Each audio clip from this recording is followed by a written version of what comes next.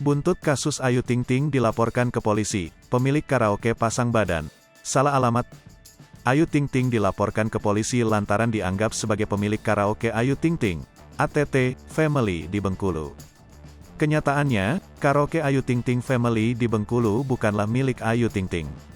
Ayu Ting Ting hanya sebagai brand ambasador karaoke Ayu Ting Ting Family yang pemilik sebenarnya adalah Rico Hidros.